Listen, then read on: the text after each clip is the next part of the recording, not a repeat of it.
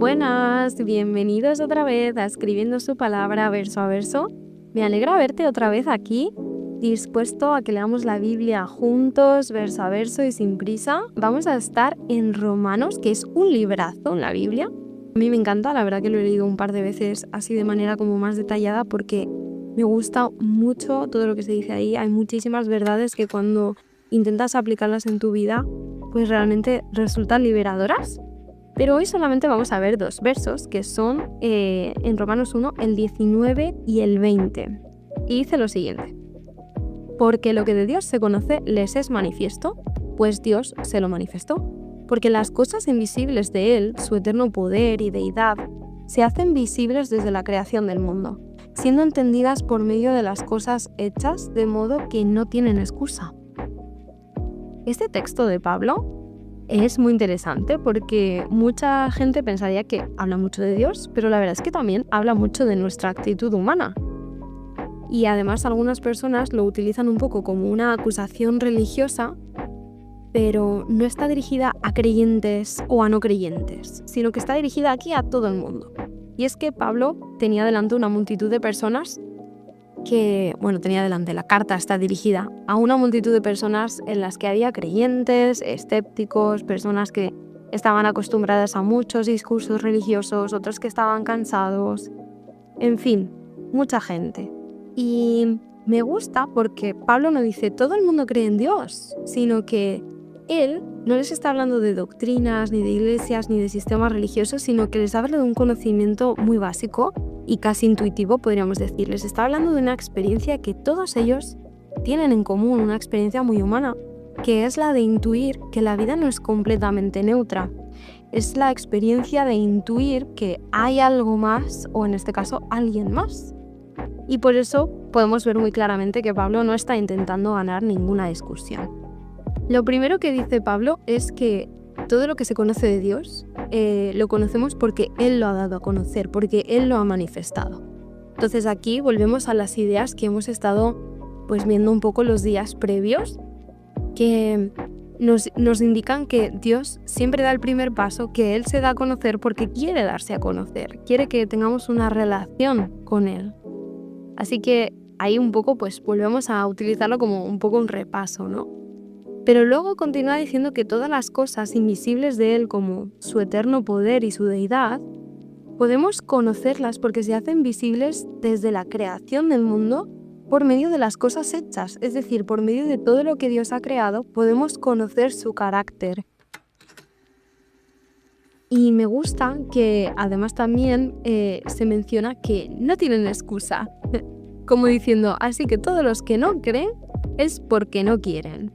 Esta idea es un poco interesante, esta idea que está reflejando un poco Pablo, porque aquí el texto nos está hablando de que intuir es algo más que creer, que confiar, que comprometerse. Intuir significa que la realidad nos despierta preguntas, sí o sí, y eso es algo profundamente humano, podríamos decir, ¿no? Porque uno de los supuestos de nuestra cultura es intentar permanecer neutros. Hay personas que a día de hoy se definen como yo no creo, pero tampoco niego, o yo no me posiciono. Pero Pablo cuestiona esa idea, no para obligar a nadie a creer, sino porque afirma que vivir en sí ya es posicionarse. Pablo no está presentándoles la creación como una prueba científica de Dios, sino que la está presentando como una provocación. Es decir, la creación es algo que no explica todo, pero que impide vivir como si no hubiera nada que preguntar. Cuando nosotros observamos la creación es imposible que no nos preguntemos cosas, porque observamos orden, observamos complejidad, observamos belleza, pero también podemos observar, por ejemplo, la fragilidad de la vida, y todas esas cosas hacen que inevitablemente se nos despierten preguntas.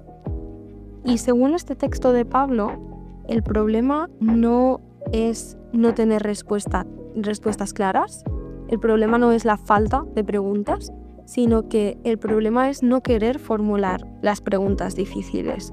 No porque nos cueste, sino porque nos incomoda. Porque preguntar por el sentido de la vida o preguntarse por qué suceden las cosas normalmente implica replantearnos cómo vivimos.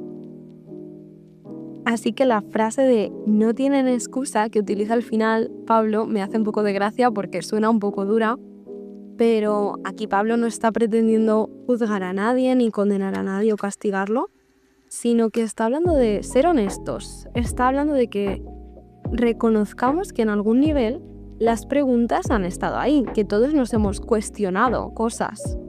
Pablo no está intentando condenar la duda de nadie, no está criticando las búsquedas ni tampoco está despreciando la razón, sino que está cuestionando la indiferencia cómoda.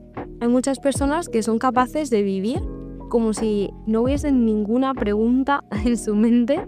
Hay personas que son capaces de vivir con ideas que no concuerdan dentro de su mente. Y Pablo está criticando un poco eso, la indiferencia. Y en eso Pablo pues nos deja claro también que no podemos permanecer neutrales. Hay muchas herramientas hoy en día que aunque nos hacen la vida más fácil, pues nos impiden pararnos a pensar. Por ejemplo, las pantallas, el ruido, la productividad, el entretenimiento, todo eso no tiene por qué ser malo en sí mismo, pero no nos permite detenernos a pensar. Y Pablo sugiere que muchas veces no es que no veamos porque las cosas hechas, como dice el versículo, están ahí, sino que preferimos taparnos los ojos y no mirar demasiado para no tener que pararnos a pensar. Este texto no está obligando a nadie a creer en Dios, sino que nos obliga a algo que es más incómodo, que es el reconocer que somos responsables de cómo vivimos con nuestras preguntas y que no decidir también es una forma de decidir. Así que te invito a que tengas una actitud de honestidad en tu interior, que puedas pensar qué es lo que haces con esas preguntas que aparecen cuando todo se calla. Imagínate que te tumbas en el sofá, pero no te duermas, y pones todo a oscuras, sin música, sin ningún tipo de ruido, y empiezan a surgir preguntas. ¿Qué haces con esas preguntas? ¿Las escuchas o las pospones e intentas ahogarlas? Muchas veces la fe no empieza decidiendo creer, sino que empieza dejando de fingir que no hay nada que preguntar. Porque cuando nos planteamos esas preguntas, pienso que muchas veces vamos a llegar a Dios como el centro de la respuesta.